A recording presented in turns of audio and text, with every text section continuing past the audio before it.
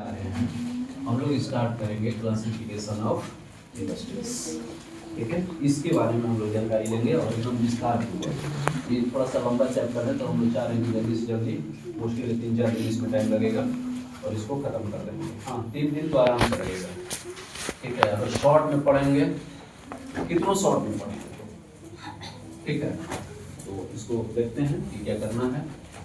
ठीक, स्टार्ट किया जाए। यस, तुम लोग कल नहीं आए थे, तुम लोग भी, हम लोग मैन्युफैक्चरिंग इंडस्ट्रीज स्टार्ट किए हैं, जिसमें से हम लोग देखे थे कि व्हाट इज मैन्युफैक्चरिंग क्या होता है, इसका इम्पोर्टेंस क्या होता है। ठीक है, और उसके बाद लोकेशन की बात किए थे कि कहाँ पर इंडस्ट्री सेटअप करना चाहिए, क्या क्या चीज़ का ध्यान रखना चाहिए, ये चीज़ आगे हम लोग देख रहे हैं। आज जो सीखने वाले हैं, ठीक है, स्पेशली रूप से क्लासिफिकेशन ऑफ इंडस्ट्रीज आज जो पढ़ने जा रहे हैं उसी में हम कंटिन्यू अप करेंगे कि क्लासिफिकेशन ऑफ इंडस्ट्रीज यानी कितने तरह का इंडस्ट्रीज होता है, इंडस्ट्रीज कितने तरह का होता है। तो पहला कह रहा है कि हम क्लासिफिकेशन जब करेंगे इंडस्ट्रीज को तो इसको डिफरेंट बेसिस पर हम क्या करते हैं, क्लासिफाइड करते हैं। किस किस बेसिस पर भाई? तो कह रहा है कि on the basis of source of raw material के आधार पर। कह रहा है कि हमारा जो इंडस्ट्रीज है सोर्स ऑफ रॉ मटेरियल के आधार पर जब हम इसको कैटेगराइज कर रहे हैं तो दो तरह के हमको क्या मिलता है, यहाँ पर इंडस्ट्रीज मिलता है। सोर्स यानी रॉ मटेरियल के आधार पर, सोर्स ऑफ रॉ मटेरियल के आधार पर हम जब इंडस्ट्रीज को क्लासिफाइड कर रहे हैं तो हमको दो तरह का इंडस्ट्रीज मिल रहा है, एक एग्रो बेस्ड इंडस्ट्रीज और एक मिनरल बेस्ड इंडस्ट्रीज। क्लियर? यानी मैं यही बोल रहा हूँ कि अगर कोई पूछे कि how many types of industries, तो हम कहेंगे कि we have a different basis. हम डिफरेंट बेसिस पर किसी भी इंडस्ट्रीज को क्लासिफाइड करते हैं, जिसमें हम पहला ये देख रहे हैं कि रॉ मटेरियल के आधार पर कितने टाइप्स के इंडस्ट्रीज होते हैं। क्वेश्चन ये पूछता है कि write down on the basis या on the which basis of the raw material how many types of the industries.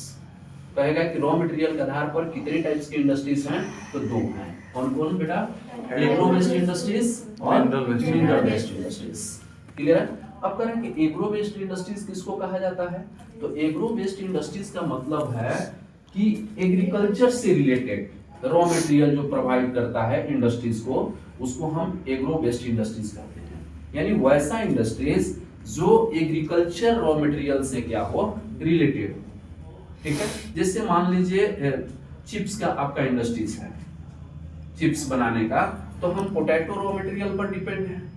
आपको सॉस बनाने वाला कोई कंपनी है तो हम क्या टोमेटो पर डिपेंड है। तो एग्रो बेस्ड इंडस्ट्रीज हुआ कि नहीं, यानी कंप्लीट रूप से हमारा इंडस्ट्रीज एग्रीकल्चर पर क्या है, बेस्ड है, डिपेंड है। वैसे इंडस्ट्रीज को हम क्या बोलेंगे, एग्रो बेस्ड इंडस्ट्रीज। जैसे कौन कौन है भाई, तो हो गया हमारा कॉटन हुआ, वुलन हुआ, जूट हुआ, सिल्क हुआ, टेक्सटाइल का हुआ, रबर का हुआ, शुगर का हुआ, टी का हुआ, कॉफी का हुआ, एडिबल ऑयल्स का हुआ, चिप्स का भी हम कह सकते हैं। ठीक है, तो इतना सारा ये जो इंडस्ट्रीज लगाएंगे ये सभी एग्रो बेस्ड इंडस्ट्रीज कहलाएगा। क्लियर है? दूसरा कह रहा है कि मिनरल बेस्ड क्या है भाई, ऑन द बेसिस ऑफ, ये भी रॉ मटेरियल के ही बेसिस पर ये चलेगा। मिनरल बेस्ड जैसे आयरन एंड स्टील, अगर आयरन और स्टील का मिनरल्स आयरन और नहीं मिलेगा तो हमारा क्या होगा, आयरन एंड स्टील कंपनी नहीं चलेगा। तो ये क्या है, मिनरल बेस्ड इंडस्ट्रीज। उसके बाद सीमेंट हुआ, ये भी raw material mineral based industry से मिनरल पर डिपेंड करता है कि किस एरिया में कौन सा मिनरल मिलता है, उसी के अनुसार वहां पर फैक्ट्री या इंडस्ट्रीज क्या किया जाएगा, लगाया जाएगा। तो ये सीमेंट भी किस पर है, तो मिनरल बेस्ड है। एल्युमिनियम भी क्या है, मिनरल बेस्ड है। मशीन ये भी है, टूल्स भी ये भी है, हाँ, पेट्रोकेमिकल्स ये भी है। यानी मेरा कहना यह है कि मिनरल बेस्ड इंडस्ट्रीज में आयरन एंड स्टील हो जाएगा, सीमेंट हो जाएगा, एल्युमिनियम हो जाएगा, मशीन हो जाएगा, टूल्स होगा और पेट्रोकेमिकल हो जाएगा। यानी हम सीखें सोर्स ऑफ रॉ मटेरियल के आधार पर दो, एक एग्रो बेस्ड और एक मिनरल बेस्ड। क्लियर? दूसरा हमारा टाइप्स है on the basis of capital investment के आधार पर। कह रहा है कि हम इंडस्ट्रीज को कैटेगराइज करते हैं कैपिटल इन्वेस्टमेंट के आधार पर, यानी पैसा के आधार पर, कि कितना अमाउंट किस कंपनी को एस्टेब्लिश करने के लिए कितना लगेगा, तो हम क्या बोलेंगे। तो कह रहा है कि हम जब कैपिटल इन्वेस्टमेंट के आधार पर, पूंजी के आधार पर जब हम किसी कंपनी को कैटेगराइज करते हैं तो दो तरह से कैटेगराइज करते हैं, एक स्मॉल स्केल इंडस्ट्रीज के नाम से और एक लार्ज स्केल इंडस्ट्रीज। क्या है भाई, इसमें सबसे बड़ा किसका खिला है, कैपिटल का, पैसा का। कैसे इसको कैटेगराइज करेंगे, तो कह रहा है स्मॉल स्केल इंडस्ट्रीज का मतलब है with the reference of the maximum to the maximum investment. ठीक है, this limit has change over the period of time, at present this limit is 25 crore. मेरा कहने का मतलब ये है कि स्मॉल स्केल इंडस्ट्रीज उसी को कहा जाता है जिसका 25 करोड़ तक उसको सेटअप करने में जो पैसा लग जाए, तो वो कैटेगरीज किस में आ जाएगा बेटा, स्मॉल स्केल इंडस्ट्रीज। ठीक है, स्मॉल स्केल इंडस्ट्रीज।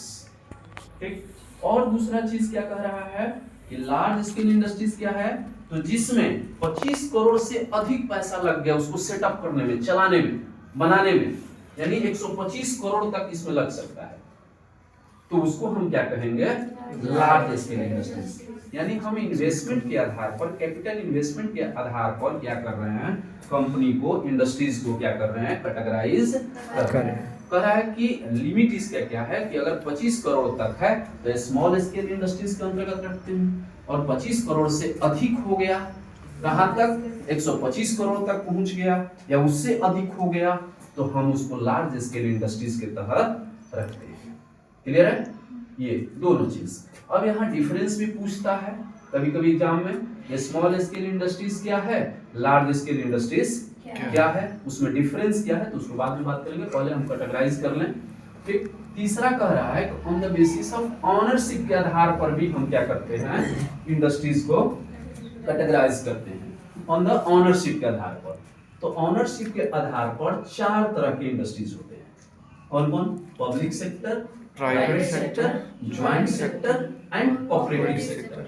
अब रही बात पब्लिक सेक्टर क्या है, तो पब्लिक सेक्टर का मतलब है बेटा कि दोज इंडस्ट्रीज मैनेज और हैंडल्ड बाय द गवर्नमेंट, वैसे सभी कंपनियां जो सरकार के द्वारा क्या किया जाए, मैनेज किया जाए, हैंडल किया जाए, ऑपरेट किया जाए, वैसे कंपनी को हम कैसा कंपनियां, इंडस्ट्रीज कहेंगे, पब्लिक सेक्टर। पब्लिक सेक्टर के अंतर्गत उसको रखते हैं। अब दिमाग में आ रहा होगा कि कौन सा भारत का अभी प्रेजेंट में भारत के अंदर कौन कौन सी कंपनियां हैं जो पब्लिक सेक्टर का है, यानी सरकारी कंपनियां हैं। तो हमारा एक है भेल,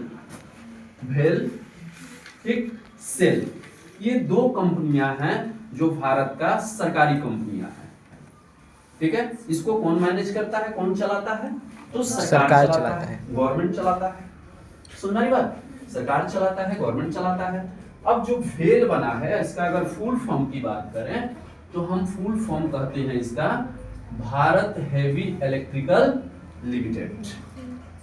फुल फॉर्म कभी कभी पूछता है कि भेल का फुल फॉर्म क्या है, तो भारत हेवी, यही होता है, भारत हेवी इलेक्ट्रिकल लिमिटेड। इसका एस्टेब्लिशमेंट कब हुआ, तो 1964 में। इसकी स्थापना 1964 में किया गया, 1964 में इसकी स्थापना की गई। और ये कैसी कंपनी है भाई, इंडस्ट्री है, तो पब्लिक सेक्टर से रिलेटेड है, यानी सरकारी इंडस्ट्रीज। ठीक, अब दिमाग में ये भी बन रहा होगा कि ये सब किस तरह का प्रोडक्ट बनाती है। हाँ, सुनो ध्यान से, छोड़ो उसको, किस तरह का प्रोडक्ट बनाती है।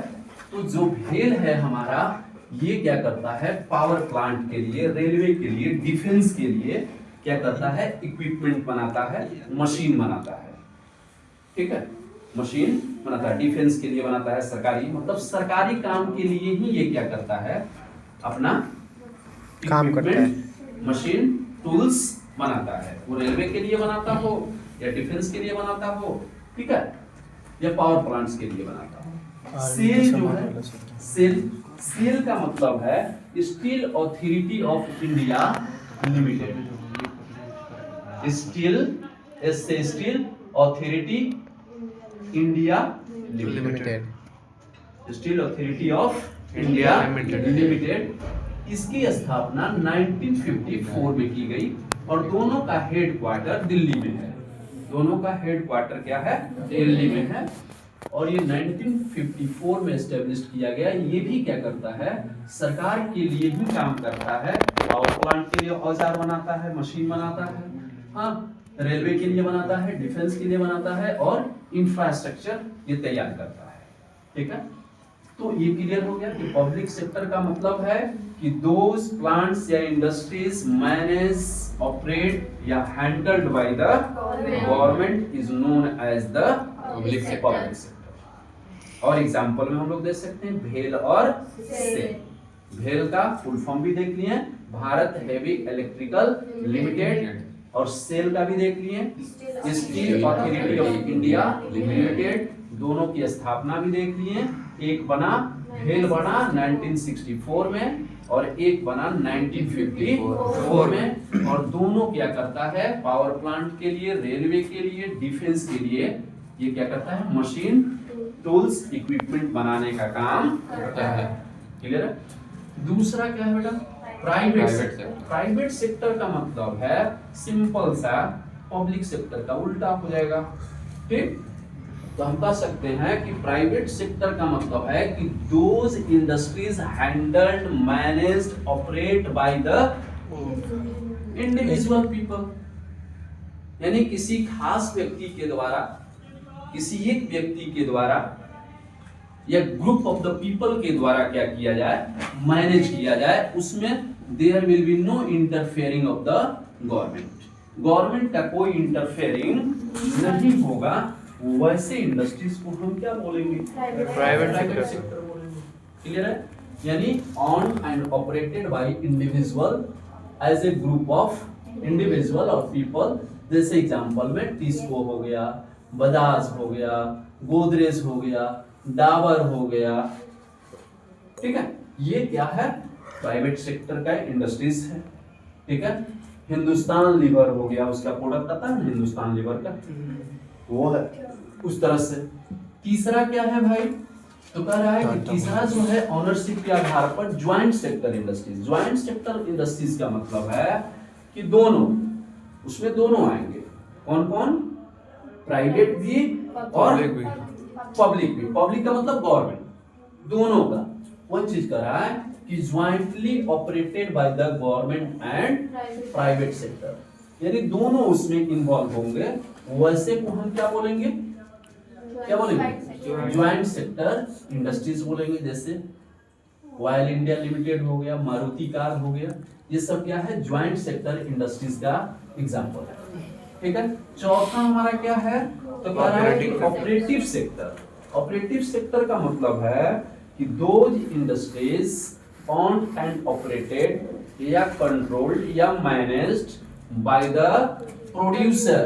देखो, प्रोड्यूसर और suppliers, producer and suppliers of raw material या वर्कर्स। यानी वर्कर्स भी है उसमें शामिल, मालिक भी शामिल है, जो रॉ मटेरियल प्रोवाइड कर रहा है वो भी शामिल है उस कंपनी में। यानी सब मिलकर क्या कर रहे हैं? उस कंपनी को क्या कर रहे हैं? इंडस्ट्री चला रहे हैं। तो वैसे सेक्टर को हम क्या बोलेंगे? ऑपरेटिव सेक्टर बोलेंगे। जैसे all the three such, sugar हो गया, शुगर मिल इन महाराष्ट्र, बहुत सारे शुगर मिल का इसमें एग्जांपल आता है। या हम कह सकते हैं डेयरी फार्म, जो दूध वाला फैक्ट्री है, वो भी इसी के अंतर्गत आता है, कोऑपरेटिव सेक्टर के ही अंतर्गत आता है। क्यों भाई? तो उसमें सब रहते हैं, वर्कर भी शामिल रहता है, मालिक भी शामिल रहता है, जो रॉ मटेरियल प्रोवाइड करता है वो भी शामिल करता है। तो वो चीज तो हो गया कोऑपरेटिव। अब क्या कह रहा? यानी हम लोग ऑनरशिप के आधार पर कितने तरह का? चार हो गया। अब हम कह रहे हैं पांचवा, देख रहे हैं, on the basis of weight of raw material and finished goods के आधार पर। कह रहा है कि वेट ऑफ रॉ मटेरियल यानी हेवी है, वेट के आधार पर, वजन के आधार पर भी हम इंडस्ट्रीज को, माने किस तरह का, कौन सा कंपनी या इंडस्ट्रीज किस तरह का इक्विपमेंट टूल्स बनाता है, उसके आधार पर भी हम क्या करते हैं?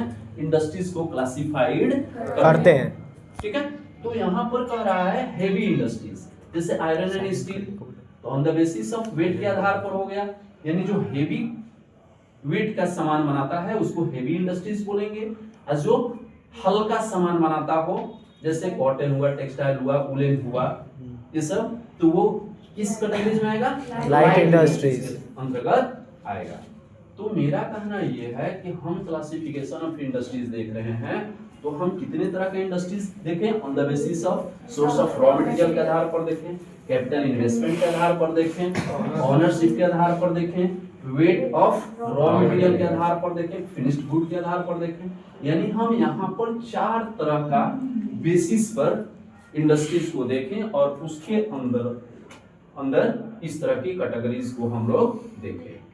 एक बार इसको देखना, पढ़ के सब चीज याद हो जाएगा, नोट्स भी भेज देंगे, ठीक है? और इसको फिर एक बार सुन भी देना, ठीक? अब देखो यहाँ पर एक चीज मिला हमको एनसीईआरटी में, कंज्यूमर इंडस्ट्री क्या होता है।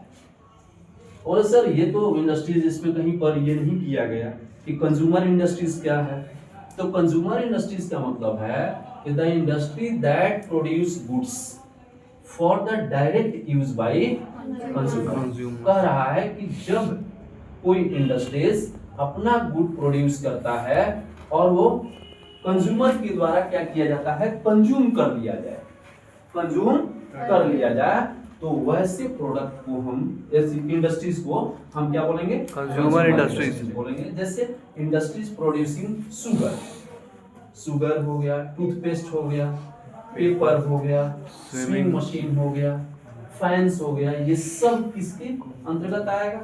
Consumer industries. बल्ब हो गया, यानी जितना तुम तुरंत क्या कर रहे हो, कंपनी से लेकर तुरंत क्या कर रहे हो, यूज कर रहे हो, एक फिनिश्ड प्रोडक्ट को कंज्यूमर के पास पहुंचा रहे हो, तो कंज्यूमर इंडस्ट्रीज हम कर सकते हैं।